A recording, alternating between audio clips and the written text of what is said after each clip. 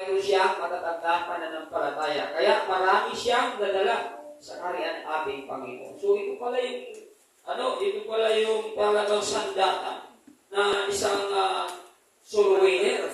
No? Mayroon siyang mabuting puso, mabuting pagkatao, puspos at may pananampalataya.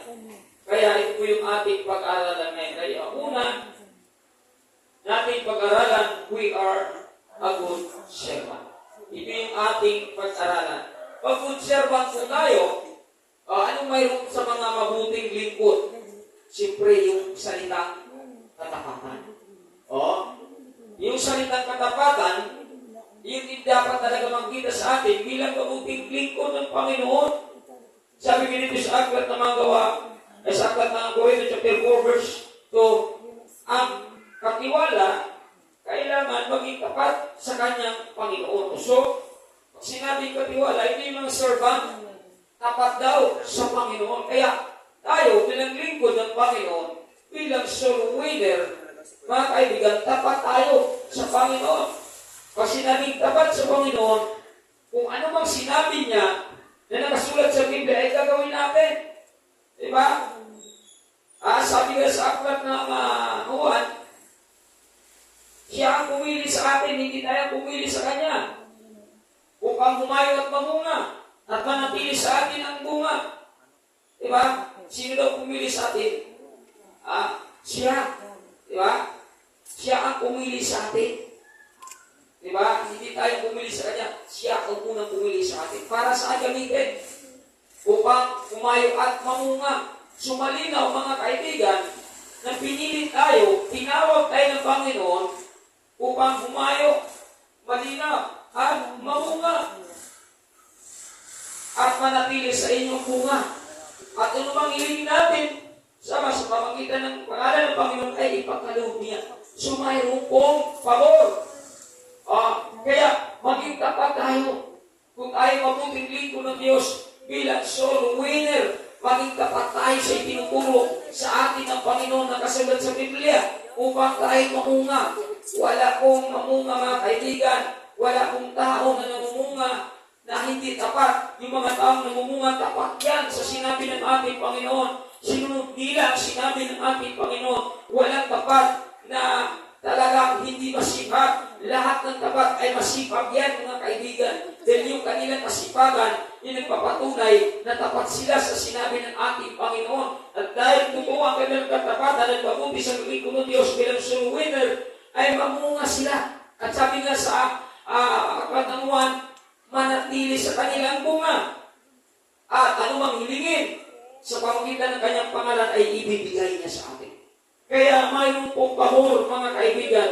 Kaya kung gusto natin at nais natin na maging soul winner, maging mabuti tayong Kristiyano, maging mabuti tayong servant, upang maging tapat tayo sa pagsunod sa kalooban ng ating Panginoon at palang araw tayo ay mamunga, mga kaibigan. Palapakan natin ang ating Panginoon.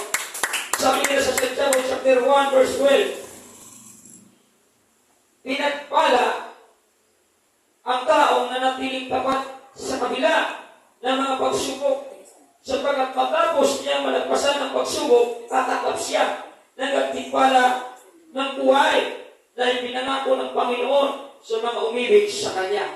So, pinagpapala daw yung mga nanatiling tapat sa kabila ng mga pagsubok. Kaya mga kaibigan, sabi ko nga sa iyo kanina na dito natin mapatunayan na tapat tayo sa pagsunod sa kalooban ng Diyos, sa pagsimba natin, kung mayroong mga hindi maganda na nangyayari sa ating panahon, katulad ngayong bagyo, no? Paano natin may apply yung ating kabutihan dito? Siyempre, yung katapatan hindi dapat mawala. Kung mabuti tayong Kristiyano, bilang soul winner, yung salitang katapatan, pagsimba, hindi dapat nawawala, hindi dapat nadala dun sa bagyo. Hindi dapat na ano dun sa baha ang ating katapatan, kundi pinaglaban natin ang ating katapatan. Bakit? Dahil gusto natin, mga kaibigan, mamunga sa kaharian ng ating Panginoon. Yung salitang katapatan, kung hindi mawawala yan sa ating buhay, lagi nakikita sa ating buhay, bunga na yan, buhat sa, dahil sa ating pagsunod sa kalooban ng ating bunga na yan. Dahil sa habag ng Panginoon sa ating buhay, bunga na yan. Dahil sa pagkilos ng Diyos sa ating buhay. At dahil may bunga ka na, nakita na sa iyong katapatan, balang araw, mga kaibigan, magbubunga ka talaga ng kaluluwa. Makapag-akay po tayo, mga minawaan. Kaya sa ating pagsunod sa kanyang kalooban, may mga pagsubok man, may mga trials man, na ating mararanasan. Pero tandaan po natin ang lahat yan ay temporary lamang yan. At pagkatapos natin malagpasan ng mga pagsubok na yan, may mga inahanda ang Diyos ng mga pagpapala na ating matanggap. Kaya sa panahon talaga ng diba, pagsubok na darating sa ating buhay, ipaglaban talaga natin ang ating katapatan sa paglilingkod sa Panginoon. Sa pagkatapos ng laban, mga kaibigan, mayroon siyang inihanda ng mga pagpapala. Sabi nga dyan, tatanggap sila ng gantimpala ng buhay na pinangako sa mga umibig sa Kanya. Kaya yung mga tao pala na tapat, yung mga tao pala na umibig sa Panginoon, hindi nasisira ang kanilang katapatan sa panahon ng digmaan, sa panahon ng pagsubok, nandoon pa rin ang kanilang katapatan. Yung mga tao, yung mga Kristiyano na mabuti, sila yung mga tao na deserving na makapamunga ng mga kaluluwa. Sila yung mga tao na makapag-akay ng kaluluwa. Tulad ni Apostol Bernabe, mabuti siyang tao. Kaya ang kanyang katapatan hindi nawawala, mga kaibigan, na napili ang kanyang katapatan. Dito rin sabi nito, kung tayo ay magandang lingkod ng Diyos, if we are a good servant of God, we work with wholehearted. Kaya tatrabaho tayo ng buong puso. Kung sa ating ginagawa, hindi kalabing pusong ating ginagamit. If we are a good servant of God, as a soul winner, magtatrabaho tayo buong puso. Sabi na dito sa aklat ng Colossus chapter 3:23, magbili po, ano man ang inyong ginagawa, gawin ninyo ng buong puso na parang sa Panginoon, naglilingkod at hindi sa mga tao. Kaya ano bang ginagawa natin sa karya ng Diyos? Ano bang itinuturo sa atin? Ano bang pinapagawa sa atin? Gawin natin ito na parang sa Panginoon, hindi sa tao. Upang ang kasipagan natin ay hindi nawawala. Upang hindi tayo magpapagod, hindi tayo mabuburing, hindi tayo manghihina. Bakit ginagawa natin ang mga bagay na ito, hindi sa tao, hindi kanino man, kundi sa ating Panginoon Kristo. At pag yun ang ating ipinapakita, sabi dito, tatanggap sila. Anong sabi dito?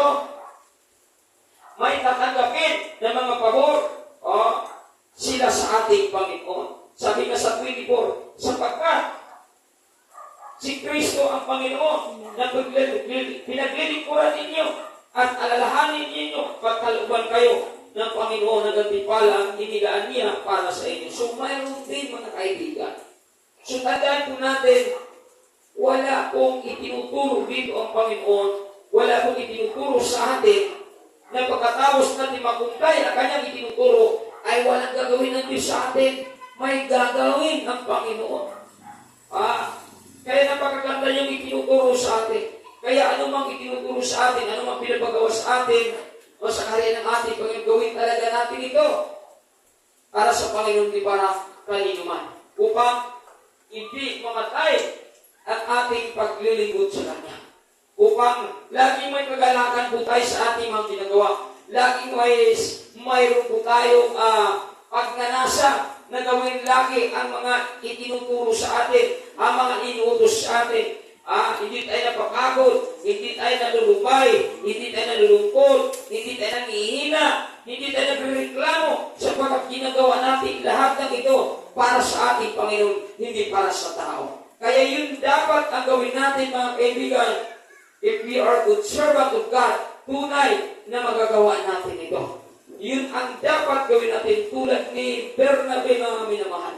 Kung bakit nakapag-akay siya, kung bakit nagkapag-dala siya ng mga mananampalataya sa Panginoon, dahil mabuting tao siya. Mayroon siyang buong puso na paglilingkod sa Panginoon, kung puso siya mga hindi kalahati, buo ang kanyang ginagamit nito. Kaya, malinaw, pag yun ang ating ipapakita pagdating sa paglilingkod, may gawin talaga po pala ang Panginoon. Hindi po talaga niya baliwalain ang ating sakripisyo. Hindi talaga niya baliwalain ang ating pagtitiis. Pagbuo ang puso na ating ipapakita sa pagsunod sa kanyang kalooban. Sa pagsunod sa kanyang utos. Sa pagsunod kung ano mang itinuturo niya sa atin.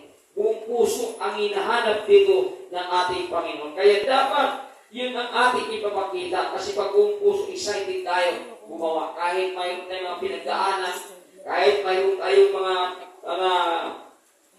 mga problema, pero buong puso, mga kaibigan, ang ating pagsunod sa kanyang mga itinuturo, ano man ang ating pinagdaanan, hindi yan maging dahilan para hindi natin gawin ano man ang kanyang itinuturo sa atin. Kaya buo mga kaibigan, iba yung buo. May kasama yung pagtiis. May kasama yung pag-iyak, may paglaban lang niya kung anong itinuturo ng Diyos sa kanya. Ganun yung mga tao, ganun yung mga Kristiyano na seryoso pagdating sa paglilingkod ng ating Panginoon. Pinaglaban dahil buong puso ang kanilang ginagamit. Seryoso na yan mga kaibigan pag buong puso ang ginagamit. Kaya, hindi ka talaga mga minamahal, manghihina. Kasi buo ang ginagamit ko dito, hindi kalahati. Yung kalahati kasi mga kaibigan, wala yung pagsunod yan, optional.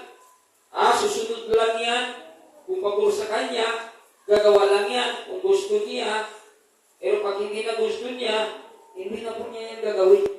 Kasi nga hindi buo ang kanyang pagsunod, hindi buo ang kanyang paglilingkod, hindi buo ang kanyang pagtitiwala sa itinuturo sa kanya. Kaya ang kanyang ginagawa, optional na lang doon sa itinuturo sa kanya. Pero ibahin natin yung buo mga kaibigan. Seryoso yan. Takat niyang ginawa ang mga itinuturo at inuutos sa kanya. Dahil lahat ng ito ay talagang nandun niya sa ating Panginoon Kristo. Kaya sa lahat ng ating ginagawa, dapat mag-glorify ang Panginoon dito. Sa ating ginagawa, naway maparangalan ng ating Panginoon upang excited natin gawin kung ano ang itinuturo niya sa atin. Huwag tayo magreklamo, huwag tayo mag-alinlangan, sapagkat kung anong itinuturo niya sa atin, kung ito yung ating gagawin, may gagawin ang Panginoon sa atin. Huwag lang tayo magpadaya mga kaibigan upang hindi natin magamit yung kalahating puso, kundi buo pa rin dapat ang ating gamitin upang magtatagumpay tayo sa mga itinuturo sa atin. Palakpakan natin ang ating Panginoon. So yun po mga kaibigan, if we are, kung tayo po ay soul winner, una, pagkaralan natin, we are good servant. Ito si Bernabe. Kaya good servant ay tapat at mayroong buong puso na paglilingkod sa ating Panginoon. Pangalawa, be a soul winner, number 1, filled with the Holy Spirit. Ito dapat puspos. Ano mayroon siya? Puspos siya ng banal na Espiritu. Diba? Pag puspos ka ng banal na Espiritu, grabe, ang ating nakuha dito yung buhay ni Esteban.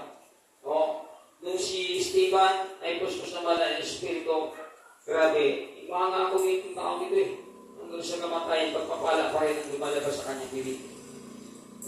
Nakakahanga ang ginagawa ni Esteban. Kahit binato siya hanggang sa kamatayan, pero ang ganda pa rin na mukhang bibig niya, mga minamahal. Hindi pa rin siya lumalaban, hindi pa rin siya gumaganti, hindi pa siya tumakulit. Wala siyang reklamo, hindi siya nag-complain. Hanggang kamatayan, ang kanyang sinasabi pagpapala pa rin. Yun pala yung mga tao na, puspos na banal na Espiritu. Makakita talaga malalaman talaga natin yung tao na puspos ng banal na Espiritu. Kasi kahit nasasaktan siya, wala siyang reklamo. Hindi siya sumasagot. Hindi katulad ng iba, napuspos lang yung bunganga, kaya pag nasaktan ng konti, sira na. Di ba? Sira na mga kaibigan ng kanyang paglilingkod sa Panginoon. Kasi ang puspos bunganga lang. Kaya dito dapat magpuspos tayo sa banal na Espiritu. Kasi grabe ang ganda nangyayari dito. Bakit pinagbabato si Stephen? Dahil hindi sila naniniwala ni Stephen. Hindi naniniwala ang mga Hudyo sa kanya. Kaya nagalit sa kanya mga Hudyo dito. Sabi dito sa Aklat ng Gawa, chapter 7, 54 hanggang 60. Nangingitit sa mga tinig galit kay Stephen ang buong katas-asang kapulungan ng mga Hudyo na marinig ang mga ito. Hindi sila naniniwala sa sinabi ni Stephen. Ngunit si Stephen na puspos ng banal na Espiritu. Ito, ano mayroon siya? Puspos. Ngunit si Stephen na puspos na banal na Espiritu. Anong tumingala sa langit? Katakipan niya ang kaluwalhatian ng Diyos. At si Jesus na nakatayo sa kanan ng Diyos. Kaya sinabi niya, tingnan ninyo. Nakita ko bukas ang kalangitan at ang anak ng tao na nakatayo sa kanan ng Diyos. Hindi niya niwala ang mga Hudyo sa kanya. Hindi siya pinapansin anong ginawa ng mga Hudyo nito. Verse 57, tinakpan nila ang kanilang mga tainga. Hindi kasi sila naniniwala kung nakita niya na Stephen. Tinakpan nila ang kanilang mga tainga at nagsisigawan. Pagkatapos sabay-sabay nila sinugod si Stephen at pinalagkad siya palabas sa lungsod upang batuhin. Grabe. Dahil sa mga sinabi ni Stephen, hindi naniniwala ng Hudyo ang ginawa, kinakalagkad siya dito. Pinalabas, galit sa kanya ang mga Hudyo. Anong ginawa? Sa kanila anong ginawa nila kay Stephen? Kinalagkad siya palabas ng lungsod upang batuhin. Inilagay ng mga saksi ang kanilang mga balabal sa panan ng isang binatang nangangalang Saulo o si Pablo ay kasama pa sa mga panahon ito. At habang binabato nila si Stephen, nanalangin siya ng ganito. Pero mo, binabato na si Stephen pero nananalangin pa.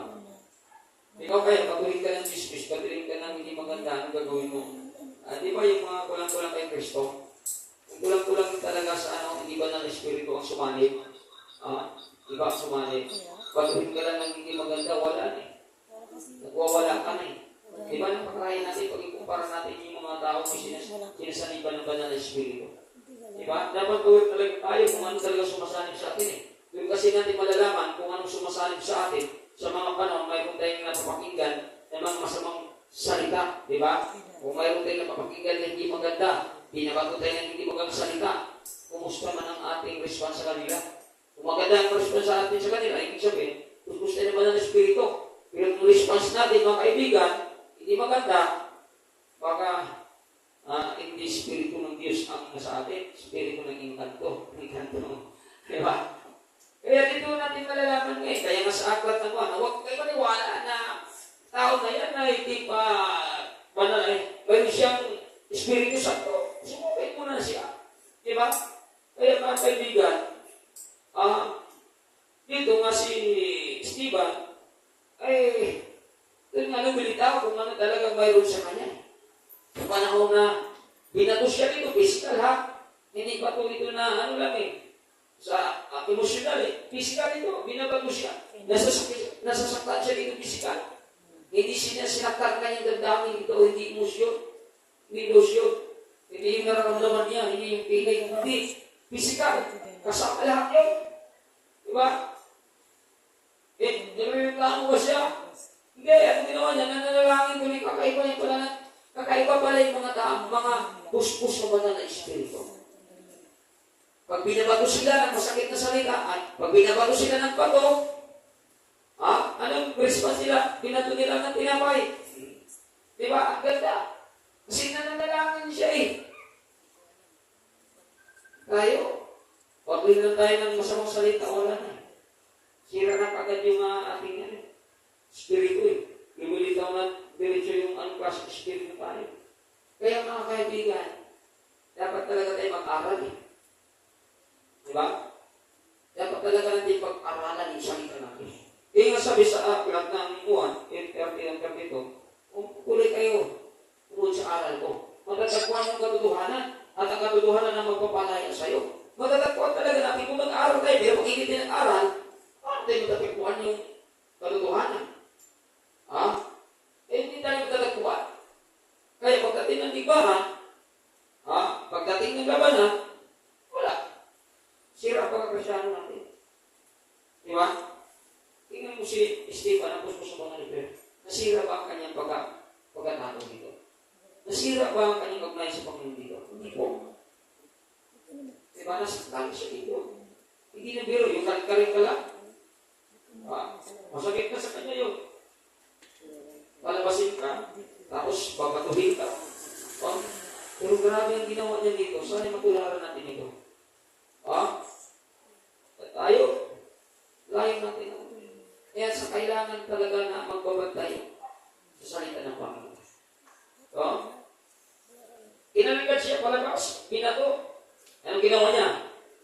Nung binato, si Stephen, napakaganda ang kanyang ginawa. Nananalangin siya ng ganito. Panginoon, ito ang kanyang ginabanggit. Panginoong Isus, tanggapin mo po ang aking espiritu. Ibig sabihin, mamamatay na talaga siya dito. Verse 16, lumo si Stephen at sumigaw ng malakas. Panginoon, ito yung pangalawang sigaw niya.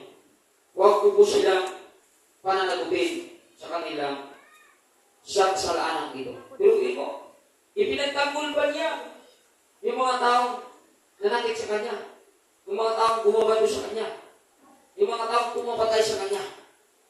Ipinagtanggol niya, yun pala yung mga tao na kuskus na banal na espiritu. Amen. Ang ganda ng itinapakita, ang ganda ng response niya. Di ba?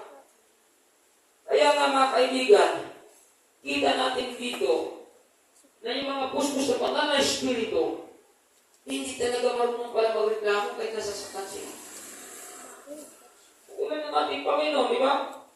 Ang dami ng masasakit na sinabi sa kanya, kaya nga sabi na, wala ka bang sasakit sa mga hamon ng mga hunyong ito? Wala. Sinasaktan niya siya tutunos. Diba? So, ang magandang wipon talaga sa mga Kristiyano, tahimik ka lang. Diba? Yun talaga magandang wipon talaga. Na dapat mayroon sa isang totoong Kristiyano. Upang sa ganun, hindi masira ang ating pagkatao bilang Kristiyano. Kasi pag nagsalita tayo nang hindi maganda, iyon na kasi ang espiritu natin eh. Kung anong sinasabi natin, kung anong lumalabas sa ating bibig, yun totoo, yun talagang tunay ng espiritu. Ay, magpaliwanag ka pa. Yun na talagang espiritu mo. Kaya, kung ano yung nakita sa'yo, maganda man o maganda, yun talagang espiritu mo. Diba? Kaya dito, lumalabas ang totoong ang espiritu ni Stephen. Kuskus yan ang espiritu ng Diyos. Sapagkat nagpapakumbaba pa rin siya. At ipinagtanggol pa niya yung pumapatay sa kanya. Pero kung kakaiba, yung mga kuskus ng banal na espiritu, sino makagawa nito? Bihira makagawa nito mga kaibigan. Na ipagtanggol mo yung pumatay sa iyo. Ipinsan mo pa yung pumatay sa iyo. Yung iba pa yan, ako. Tatak-tatak yung dalangin. Baka asumpay mo ng dulo, pero siyempre, ganda ng puso, ganda ng espiritu. Kaya, naway matularan natin ito. Sabi niya, huwag mo sila panagupin sa mga kasalanan ito. At pagkasabi nito, siya'y namatay. Uling sabi niya, huwag mo silang panagupin sa kasalanan nila dito. Siya pa ang nagdepensa na sa pumatay sa namin. Grabe, kakaiba yung anak ko sa mga espiritu. Kaya mga kaibigan, kung isang tao kuskus na mga espiritu, you are a good soul winner. Bakit? Bakit na pag ang tao ay kuskus na mga good soul winner? Kasi kahit anong mapapakinggan mo doon sa paghayo mo, kahit anong mararanasan mo doon sa paghayo mo, nasugatan ka man, nasaktan ka man, nagutom ka man, nawalan ka man, hindi ka tumitigil dyan. Patuloy mo pa rin ginawa niya. Push eh.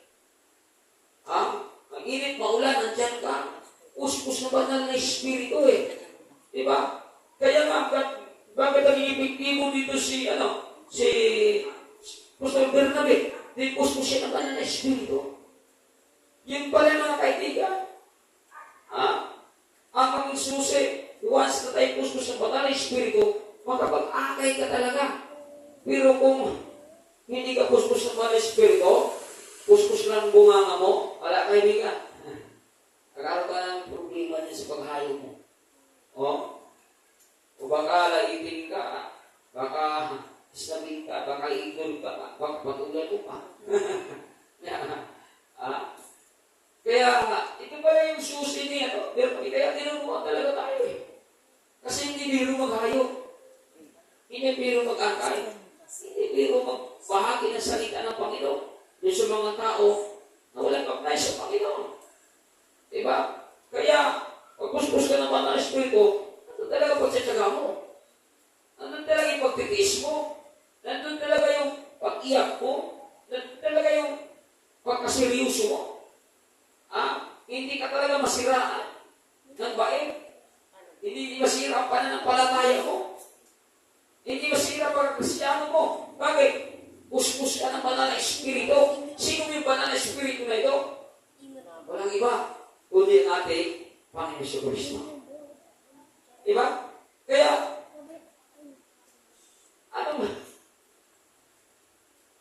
ano maging problema natin kung talagang tayo ay puspos ng banal na Espiritu? Wala. Bakit? Hindi ka naman kaplan ng mga bagay na hindi maganda na napapakinggan mula sa kanila. Puspos tayo. Hindi mo naman pulutin yung mga napapakinggan mo na hindi maganda. Tinutuloy mo yung basura, puspos tayo.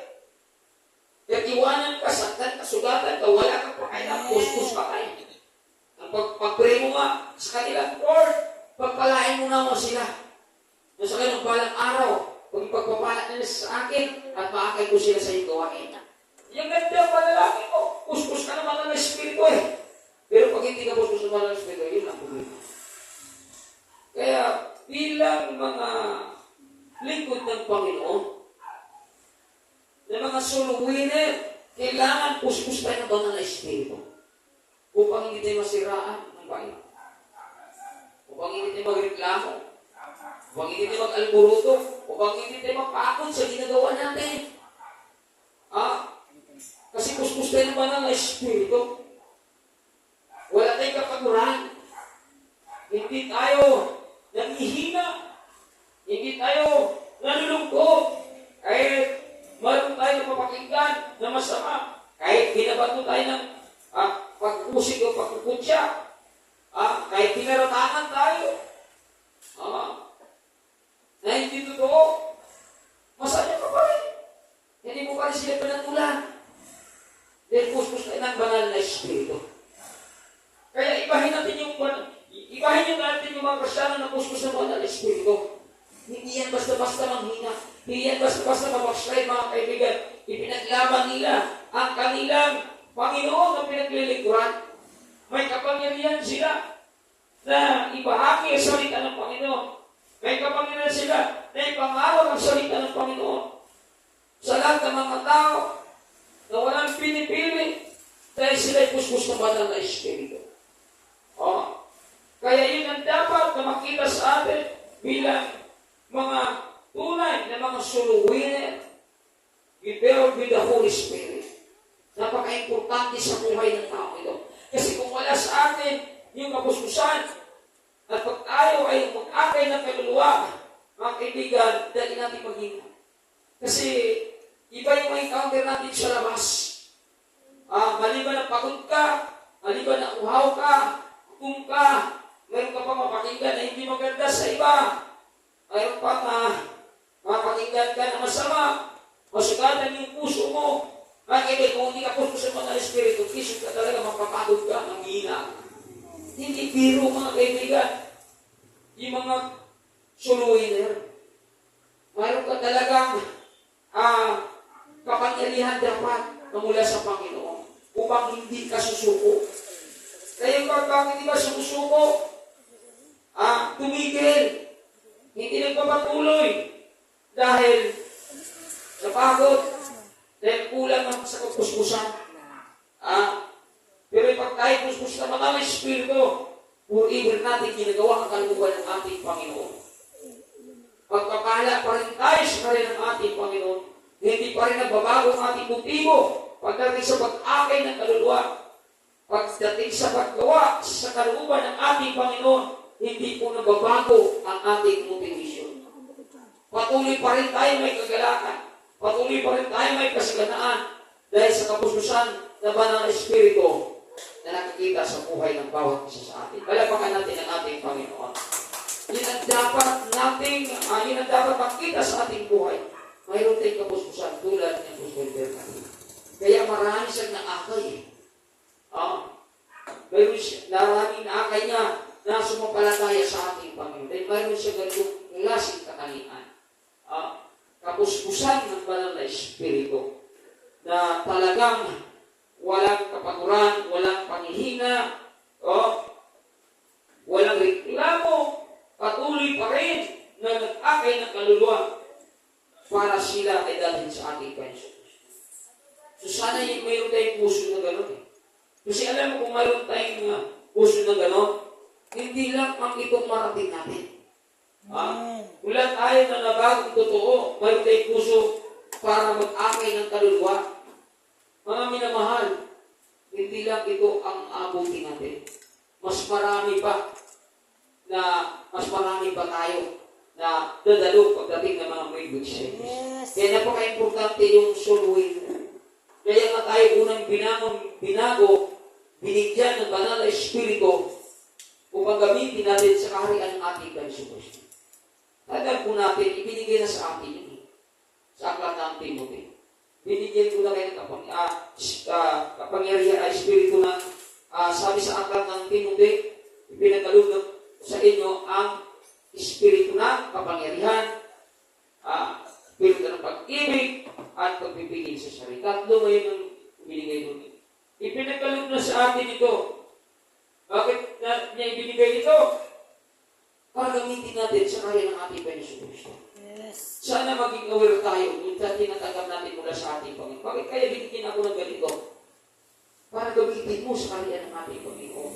Kaya ikaw unang binigyan, ikaw unang binago, ikaw binigyan ng unang pagnanasa para gamitin mo para marami pang maakay at mabago madalas sa kaya ng ating Panginoon. We are helping each other para yung mga tao na hindi na bago ay mabago. Para yung mga tao na inaitali sa kasalanan ay makalaya sa kasalanan dahil sa kabusbusan ng banal na Espiritu na mayroon tayo. Kaya mayroon tayo doon. Ipinagkaloob na sa atin yan, mga kaibigan. Lahat ay ibinigay na dahil sa ating kaugnayan sa Panginoon.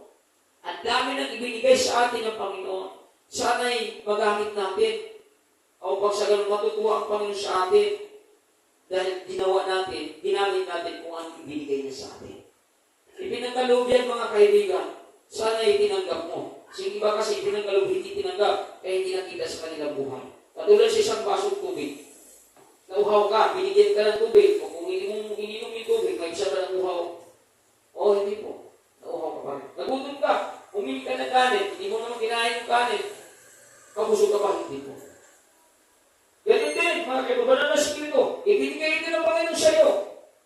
Ngunit kung hindi mo gamitin, hindi ito makita sa buhay mo. Kaya gamitin natin, mga kaibigan. Pag ginamit natin yan,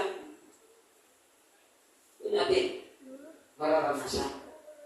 Doon natin mararamdaman na ang Panginoon pala ay tunay na tayo ay tinutulungan. Bakit? Nakapag-akay kayo. Hindi naman tayo ang magbago sa tao. Hindi naman tayo ang magbibigay ng pagbabago sa buhay ng tao. Ginamit lang tayo bilang instrumento.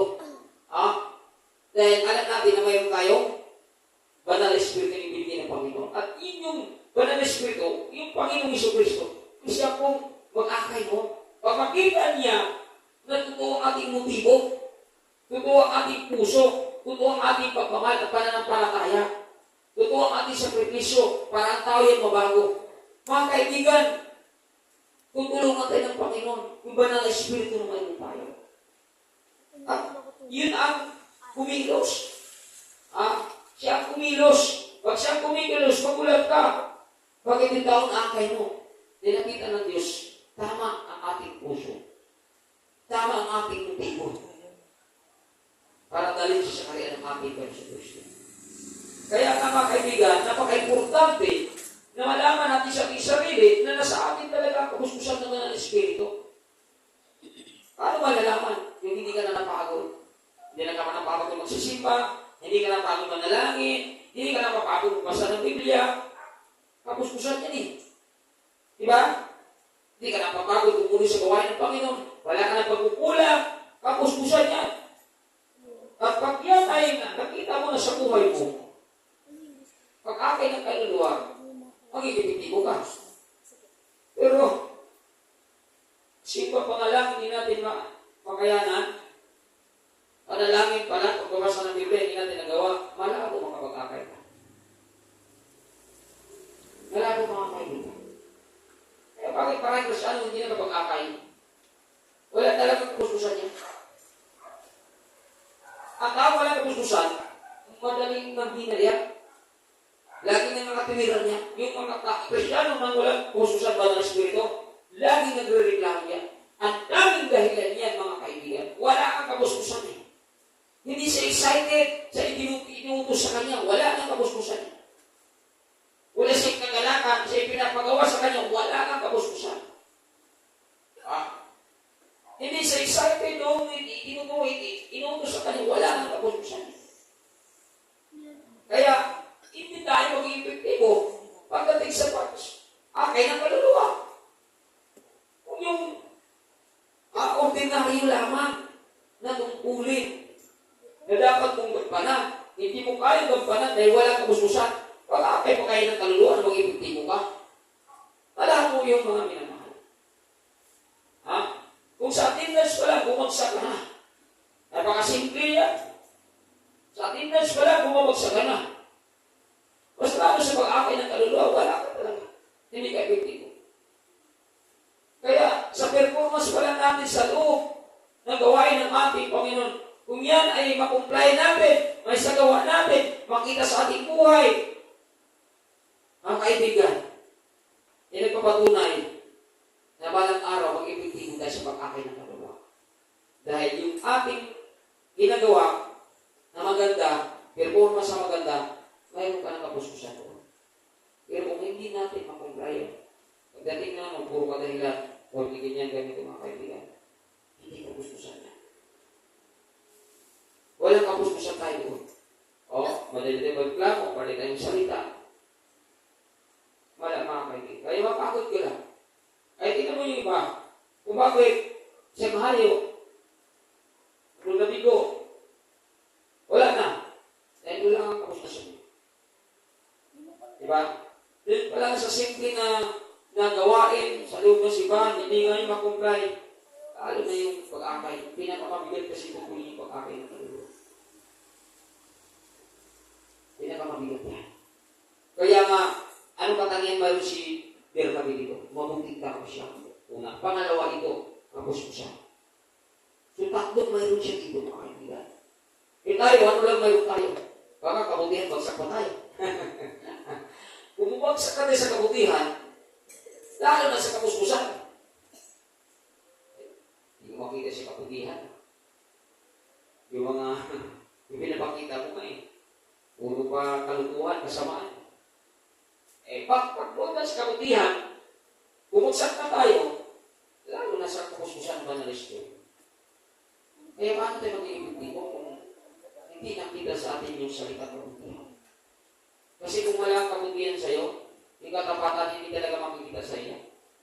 Yung maglilingkod mo pagsunod, optional pa rin. Kung sagana ka, may maganti ka, saan ka maglilingkod. Pero kung sa tingin mo, yado ka, may ginagawa ka, mas inuna mo pa yung ginagawa mo sa sarili mo, kaysa katapatan mo na magsimba. Yeah? Wala na, mga kaibigan, bigo na tayo.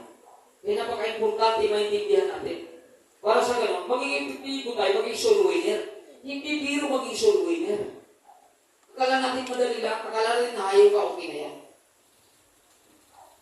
Akala mo spirit preaching ka lang, okay na.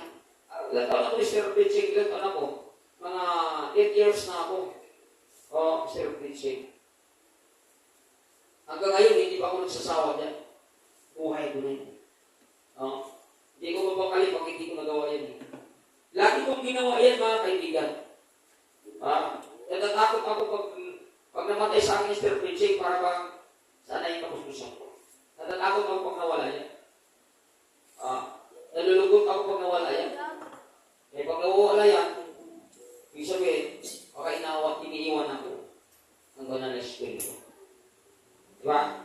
Kaya mga kaibigan, napaka-importante na makita sa atin una, yung kabutihan at pangalawa, yung kapuspusan para maging epektibo tayo sa pag-akay ng kaluluwa.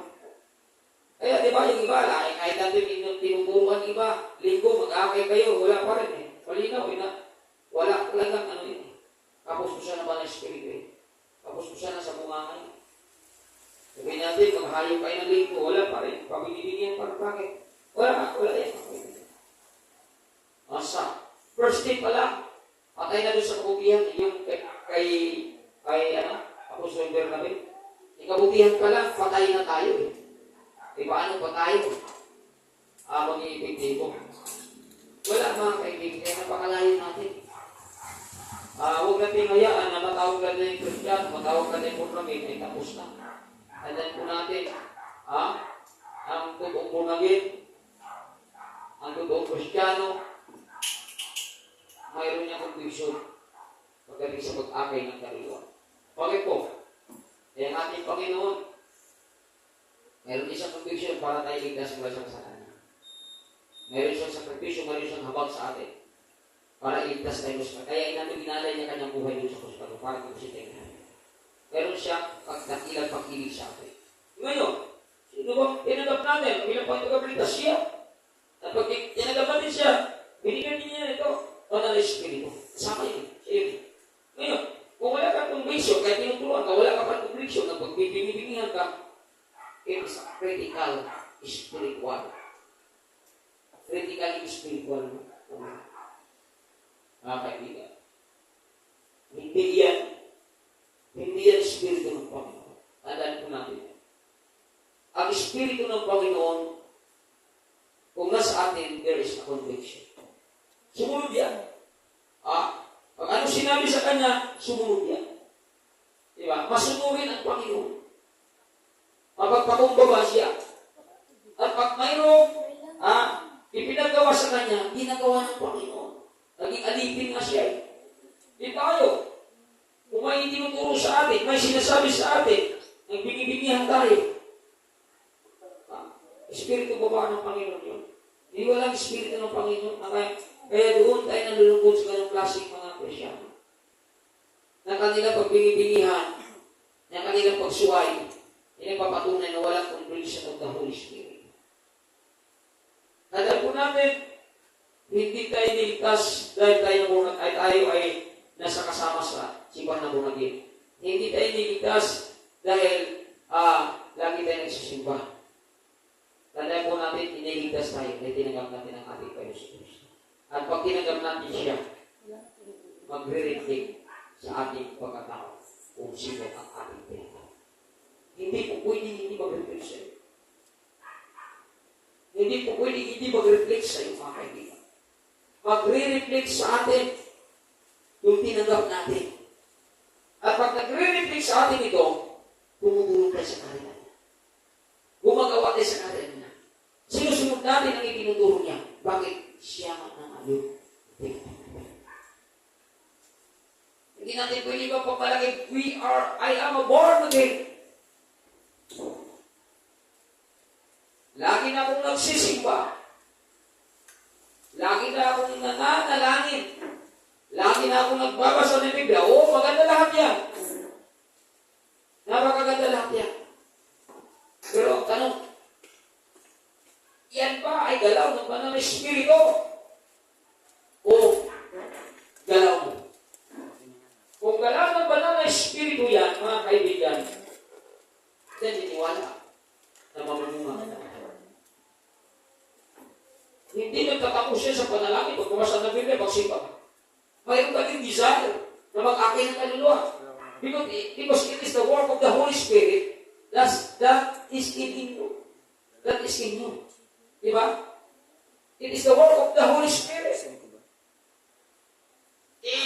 Kung hindi galaw ng banal na Espiritu, mayroon ka pagnanasa para mag-akay ng kaluluwa. Dahil ang ating Panginoon, napakahalaga tayo sa Kanya. Kaya nang kung tao bumagsak sa kasalanan, hindi niya tayo pinabayaan. Na parang maliwala na, hindi niya sinabi, iinap pa pala sa'yo. Sinabihan na kita, ayaw mong kinig, pababayaan na kita dyan. Wala, ganun ang Diyos. Noong nagkasala ang tao, doon na siya gumawa ng banal na kaparaanan para tayo makalaya sa kasalanan. Kinukumbigta siya, kaya nandun dinala niya kanyang buhay. Para ikaw at ako tumusikol sa kasalanan. At ikaw at ako, bilang tunay na naniniwala na ang ating Panginoon ay talagang daan ng kaligtasan. Dahil pinag-alam ng Panginoon kanyang buhay, ang ating obligasyon, nakapin natin siya. Who is Jesus Christ? He is the Spirit. At pag tinanggap natin siya, we are the temple of God. We are the temple of the Holy Spirit. At if we are the temple of the Holy Spirit, mga kaibigan, hindi lang tagaupulan tayo. Hindi lang tagapakinig tayo. Hindi lang nananalangin tayo. Hindi lang nagsisimba tayo. Hindi lang tayo nagpapasa ng Biblia. Hindi sila nag-aakay din ng kaluluwa. Dahil yun talaga yung puso ng Panginoon. Yun talaga yung Espiritu ng Panginoon na lahat ko tayo iligtas mula sa kasalanan. Wala pa nga natin ang ating Panginoon. Yun talaga ang gusto niya, mga minamahal. Dahil wala siyang talagang panghihinaya sa kanyang sarili ay alay para lang tayo tubusin sa kasalanan. Grabe. Hindi siya nahiya, hindi siya nagkatay-kayaan, hindi kanya mo puro sa mga kasalanan. Bakit mahal niya tayo eh? At siya ang tinanggap natin. Kaibigan namin mag-reflect sa ating pagkatao. Kung sino ang Panginoon Kristo na tinanggap natin. Hindi relihim, hindi simbahan, hindi congregation. Mga kaibigan ng ating tinanggap, kaya tayo na-born again, kundi ang ating Panginoon. Ang ating Panginoon ating tinanggap. Kaya patunayan natin na siya ang ating tinanggap, na sa ganun mayroon tayong conviction na magiging soul winner. Mayroon tayong pakialam sa mga tao na nabiyak sa kasalanan. Mayroon tayong conviction na kaya sila sa kabanalan kasi yun talaga ang puso ng Panginoon. Diba? Hindi lang kayo tagapuntas na natin ang kukuha. Dapat mayroon tayong pakialam sa gawain ng ating Panginoon upang makuha naman siya sa atin. At mapatunayan natin na yung banal na Espiritu no other than Jesus Christ ay nagamit natin. Diba? Hindi lang yung sarili natin ginamit, kundi ginamit natin ang ibinigay niya sa atin. Pag nagamit natin yun, ibig sabihin na kapag akay ka ng kaluluwa. Pero hindi naman ikaw nag-akay eh, kundi ang banal Espiritu na sumasayo. Gamitin lang natin yung buhay ng instrumento at ang sumasalit dito yung banal Espiritu. Kaya ipiptibo ka, pag nag-akay ka ng kaluluwa, hindi kayo pag nag-akay ka ng kaluluwa, hindi ka na pag-akay, ihina ka agad, sana yung banal Espiritu. Hindi nangihinang ang banal Espiritu. Yung kapuspusan ng banal Espiritu, hindi nangihina yan. Kahit wala kang akay, basta humayo ka, inisip mo tagumpay ka. Diba? Once na humayo ka, at hindi wala kang naakay, wala tumanggap sa'yo, wala kang naniniwala sa'yo, ang inisip mo ng tagumpay ka, bakit nagawa mo kalooban ng ating Panginoon Kristo? Hindi ka nang hihina, hindi ka nang lupay-pay, hindi ka nang buburin, hindi ka nang papagod. Why? Dahil you are filled with the Holy Spirit. Inisip ko lang, itagumpay ako. Kahit nagsundo ako, wala akong dala. Inisip ko, tagumpay ka. Bakit nagawa mong kalooban ng ating Panginoon Kristo? Diba? Hindi kayo manghina ka, magtampo ka, hindi ka na gumagawa. It is not the work of the Holy Spirit. Ang dalawa ba ng Espiritu, wala o mayroon, lagi kang masaya. Kasi, hindi na ikaw yun eh.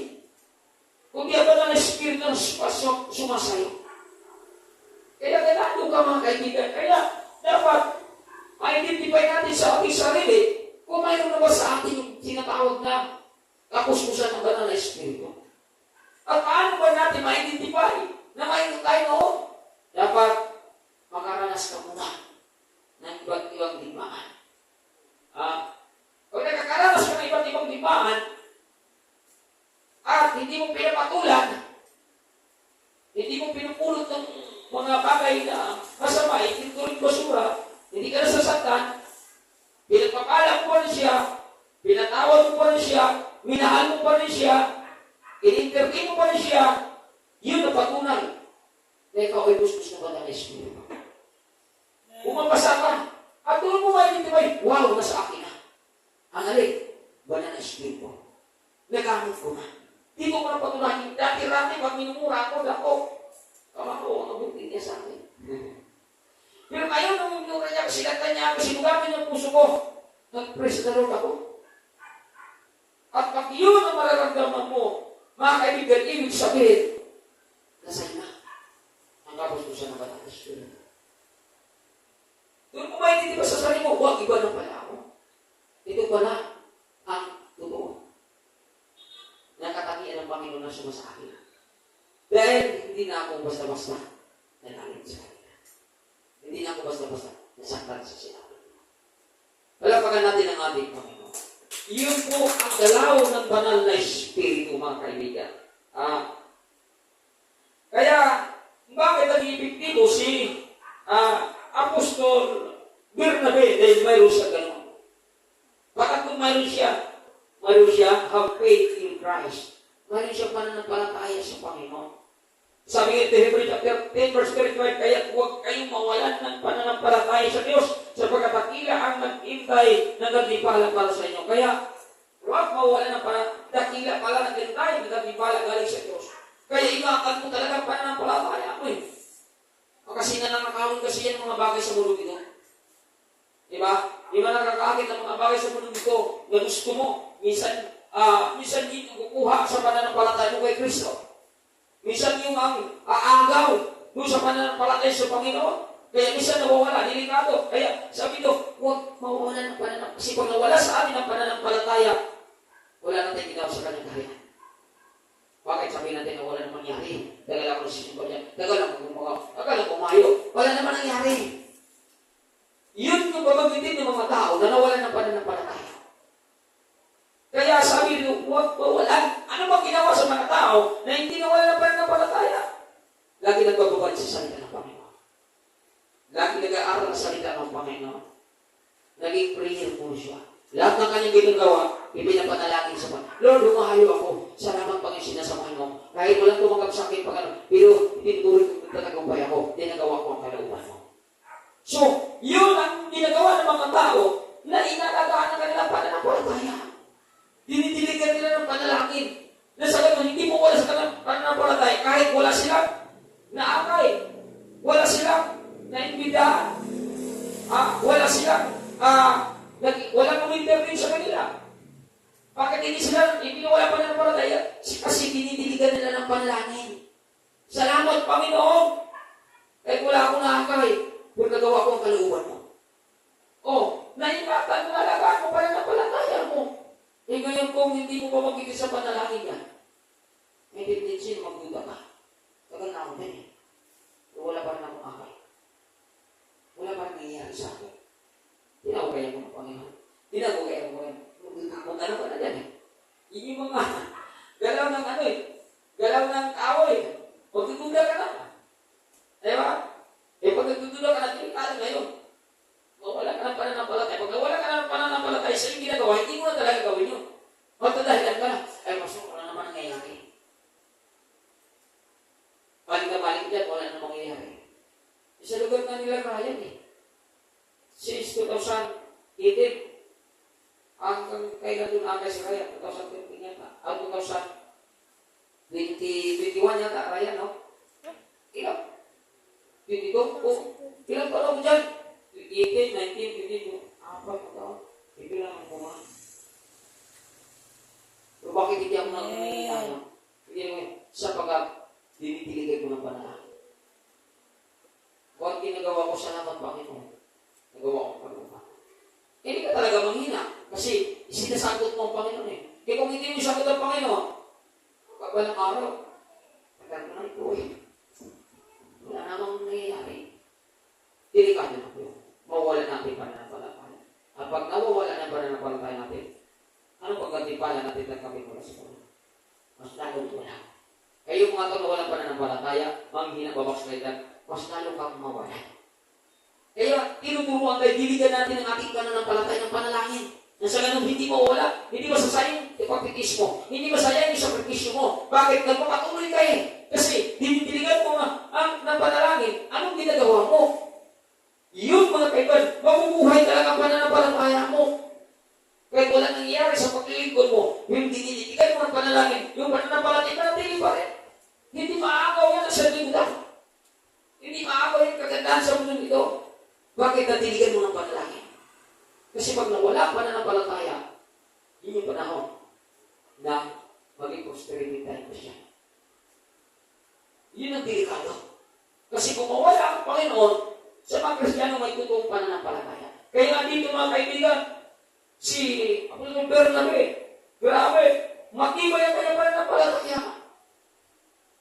Bilang apostol, hindi nasisira ang kanyang pagka-Kristiyano. May panindigan, may salsalita.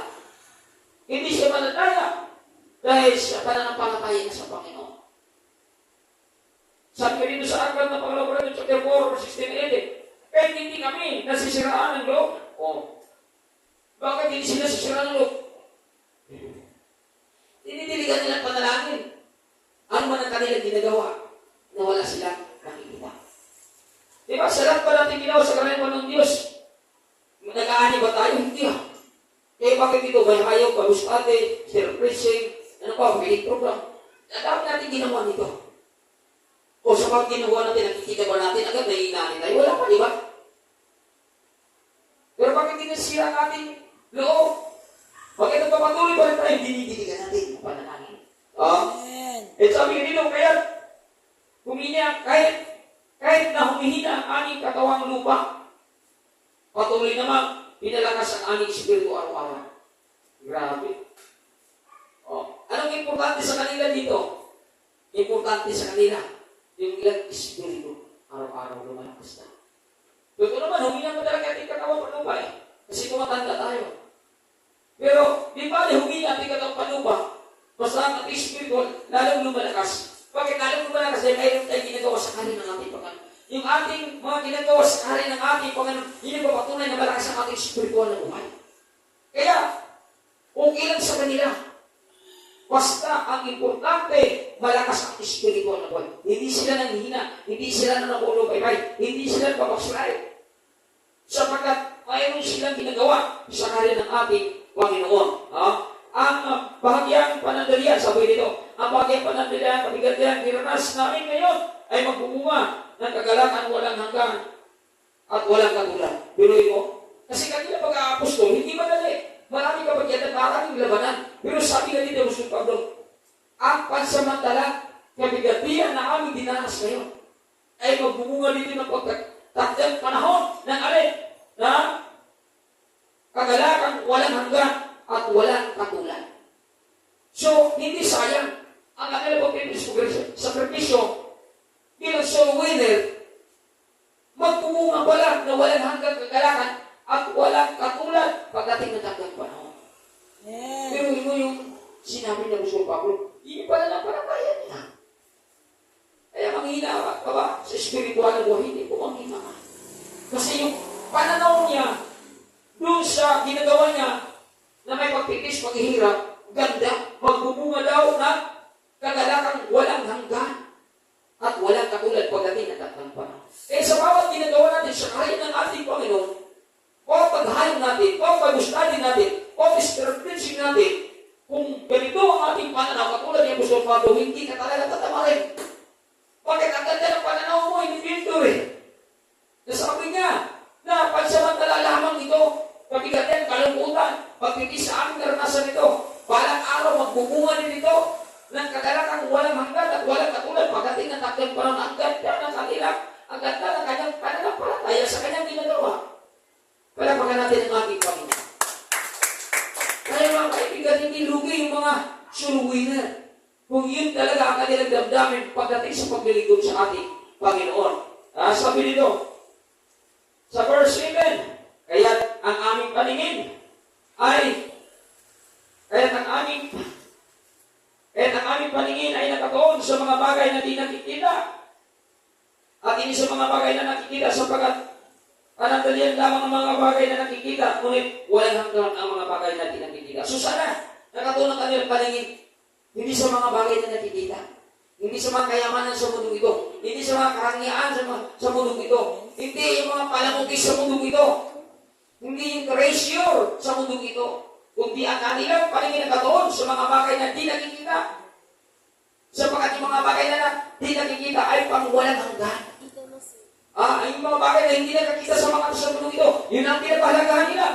Paghahayo, pag-study, self-preaching, evangelism, ano pa ba? Yung mga panlangit kamo. Yun ang pinagkakahumalingan ng mga apostol na ito. Na hindi ito napapansin ng mga tao makasalimutan. Dahil ang mga kasalimutan, anong pinagkahumalingan nila? Yung kayamanan lamang sa mundong ito. Nag-ipong sila ng kayamanan sa mundong ito. Pinapahalagaan nila ang mga bagay sa mundong ito. Pinahalagaan nila ang kayamanan sa mundong ito. Hindi natitinag sila Apostol Pablo.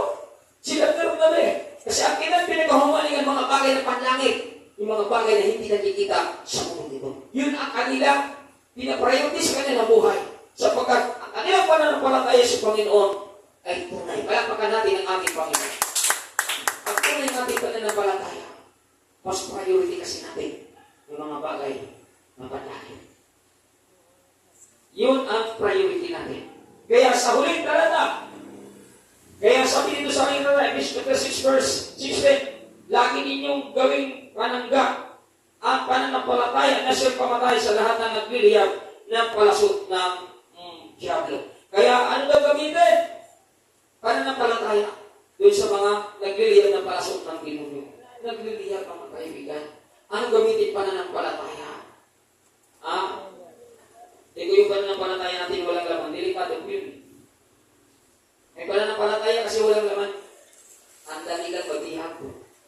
Ang dali kang madaya. Pananampalataya natin, lagyan natin ng laman. Mga kaibigan. Pag sinabing laman, may ginagawa ka sa kaharian ng ating Panginoon. Lagi kang active sa kaharian ng ating Panginoon. Sapagkat sabi sa Santiago 2:17, patay ang ating pananampalataya na walang kalakip na gawa.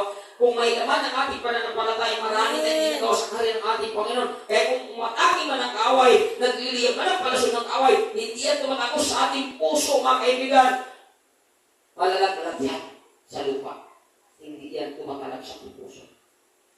Tinamaan ka man, pero hindi ka nasaktan. Dahil hindi yan tumatalab sa iyong katawan. Bakit? Ang iyong pananampalataya ay ang daming laman na salita ng Panginoon. Dahil marami kang ginagawa sa kaharian ng ating Panginoon. Hindi ka nakatingin sa mga bagay sa mundong ito. Hindi ka lumalakad sa mga bagay sa mundong ito. Lumalakad ka sa pananampalataya ng galing kay Kristo. At yan ay puno ng salita ng Panginoon bilang sandata pag dumating ang kaaway, mga kaibigan. Kaya pag dumating siya, ang kanyang palasong nagliliyaw, walang ipit yan sa buhay mo. Hindi yan kumakalab sa buhay mo. Bakit? Mas makapangyari ang salita ng Diyos na laman doon sa pananampalataya mo nagkamit sa ating Panginoon Kristo. Palakpakan natin ang ating Panginoon. Yun mga kaibigan. Kaya, bakit naging epektibo si Bernabe? Itong klaseng pananampalataya ng siya. Dami niyang ginawa sa kanila ng ating Panginoon.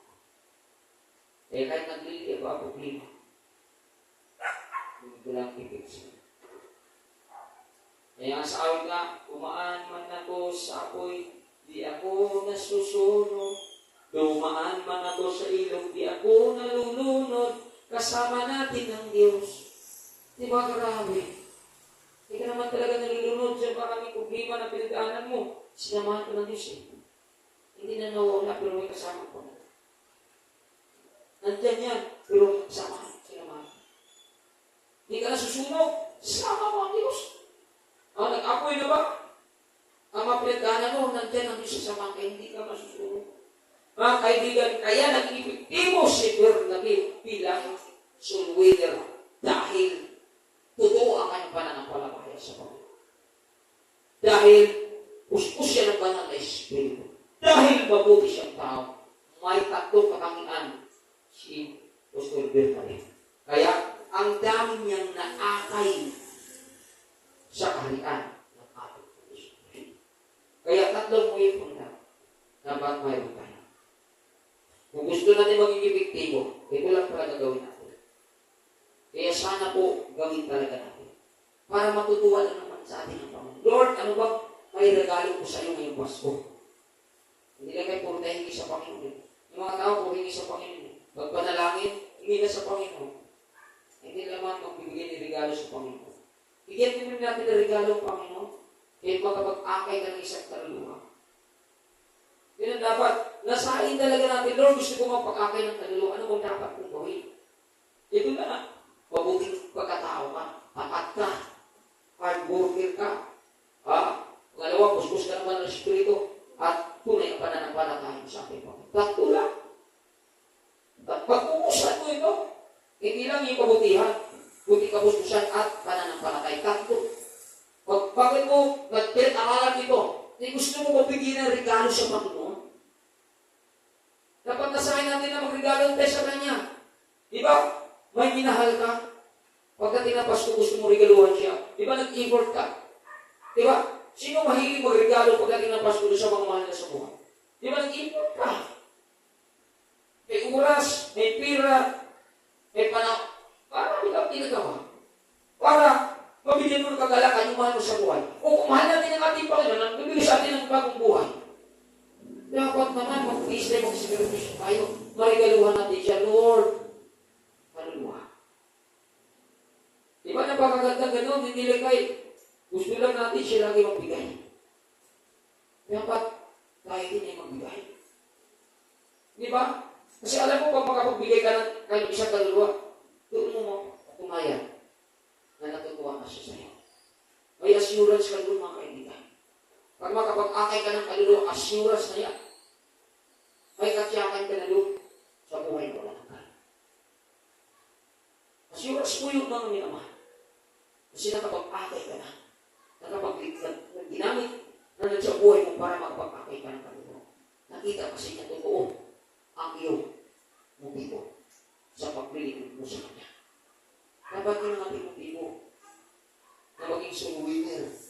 Lord, gusto ko maging soul winner para matutuwa ka naman sa akin. Gusto ko mag-delight kita.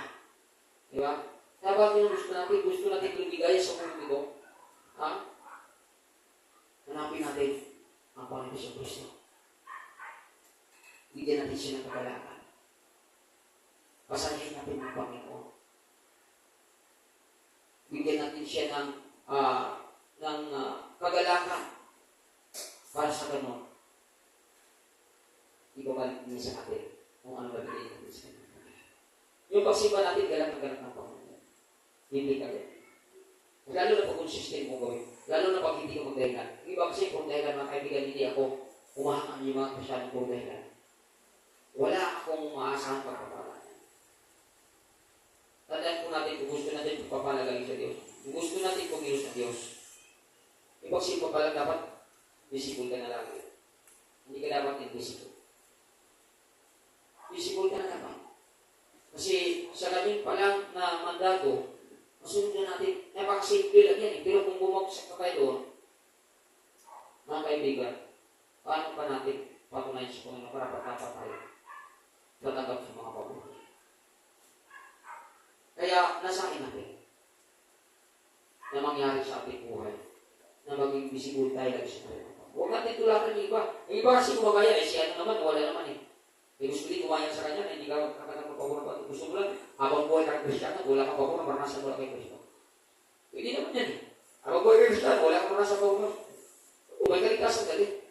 Pero yung mga pamuras, tagal mga update yung magpapalan ni Abraham, yan yung kaligtasan kayo yun. Kaya si pinili si Abraham, mayroon ang kaligtasan yun. Pero yung papuro niya magpapalan, gusto sa mundo ito, iba yun. Hiningi siya isa. Kaya hiningi sa iyo ngayon sakripisyo. Kasi, ako na nagsakripisyo para sa atin, ang ating Panginoon. Pag isa na sakripisyo, nagkasala tayo. Diba? Kaya kung sakripisyo tayo para makuha natin pagpapala ko. Kaya mga kaibigan, huwag tayo magdahilan. Lalo na pag ganito, sa mga panahon, dapat hindi papakita ang tunay mong kaugnayan sa Panginoon. Pero mahal kita pa, may kaugnayan ko sa'yo, may pananampalataya ko sa'yo, na balang araw makuha kung gusto ko. Gawin ko. Kaya kasi sa Panginoon.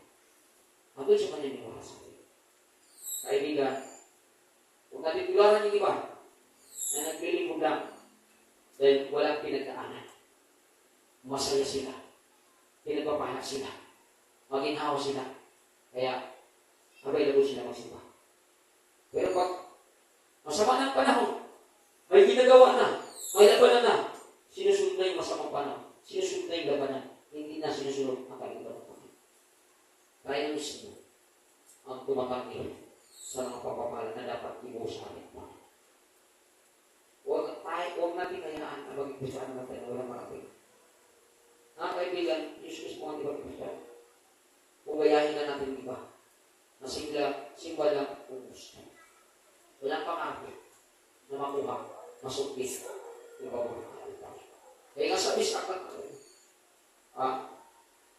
pagpagkasipa kayo.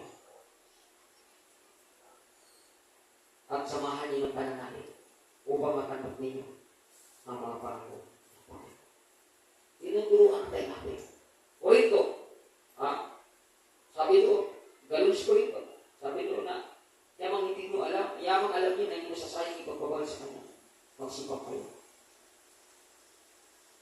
Mag-praise kayo. Di ba? Tinuruan tayo.